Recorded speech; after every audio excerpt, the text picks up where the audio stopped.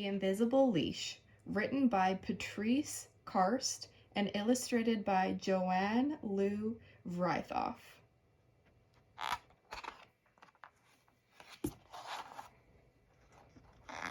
Ready to go, Zach? Emily asked her friend.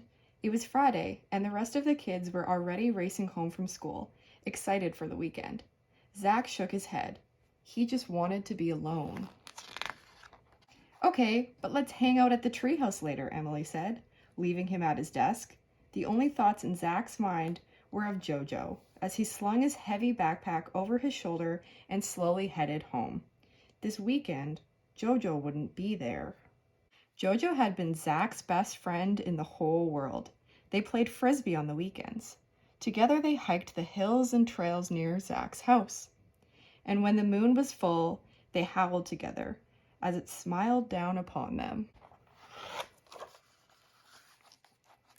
Mom and Dad tried to cheer Zach up with his favorite rainbow cupcakes, but Jojo wasn't there to steal the very last bite. Cupcakes aren't the same without Jojo, Zach said, and pushed away his plate. We'll adopt another dog as soon as you're ready, buddy, Dad reassured him. But Zach wasn't interested. No other dog, Dad, never. I just want Jojo back. Zach stomped off, and when his bedroom door slammed, it shook the whole house with sad. Before dinner, Emily came by to see if Zach could play. Hey, what's wrong, Zach? Why didn't you meet me at the treehouse? Come over. Emily tugged playfully at Zach's arm, and they began to wind their way through the neighborhood. But Zach dragged his feet.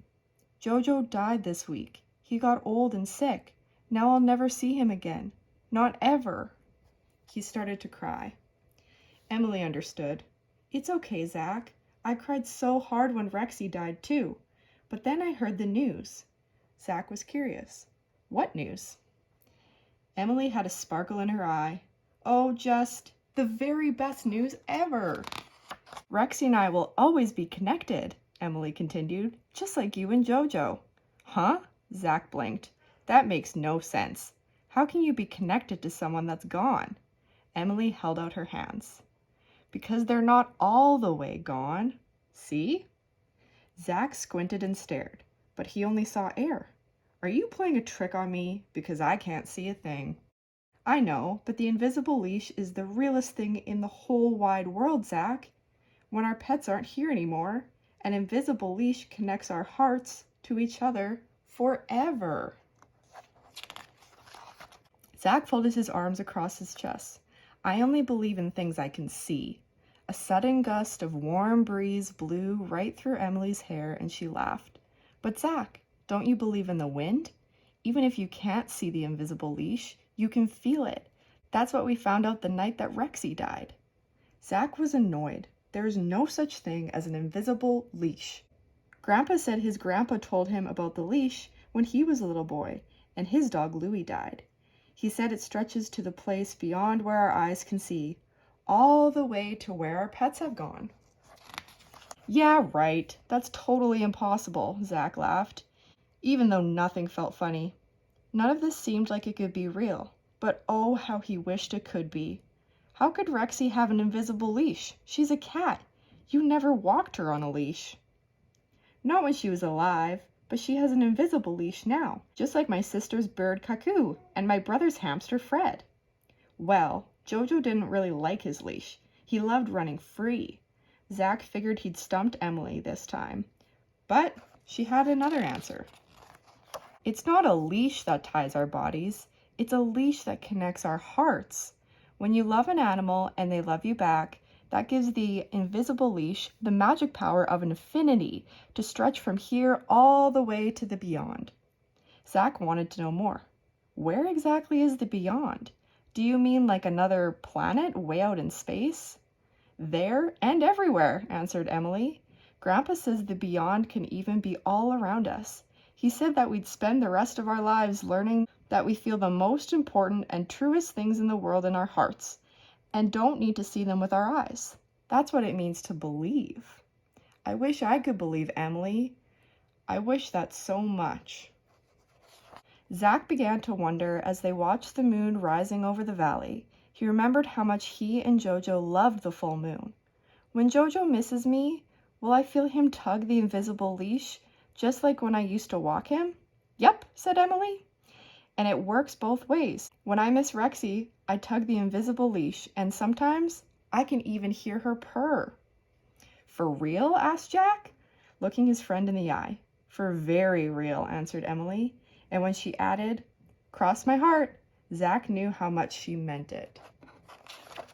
Warm winds swirled around the two friends gazing at the evening sky. Frogs croaked and crickets started chirping as the stars began to gather. Soon, a smile widened across Zach's face. Emily, what if Jojo and Rexy have been looking at the very same moon we're looking at? So they're with us right now? Oh, Zach, she jumped up. I never thought of that before. The very same moon. Now I feel Rexy tugging her invisible leash this exact second. Zach had one last question. What does an invisible tug feel like? Like love, said Emily. Zach's heart started to feel all kinds of warm. Well, I think maybe I can feel Jojo tugging me from the beyond. Right now? Asked Emily. Very right now, answered Jack. They sat there for a long time with no words. Then when it was time for dinner, they hugged goodbye, and the moon lit up Zach's pathway home. Later that night, Zach looked again at the moon, now glowing full and bright in his window. He was almost positive that he could hear the sound of Jojo beginning to howl, just like he used to, and so he joined in.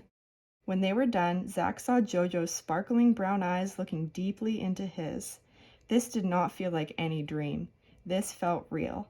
And for the first time since Jojo died, Zach fell asleep happy.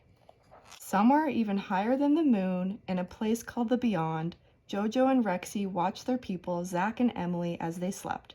Jojo ran in circles and barked with joy. We love our people so much. Rexy rolled on the grass, purring. When our people are happy, we feel happy too. The other animals were celebrating alongside them.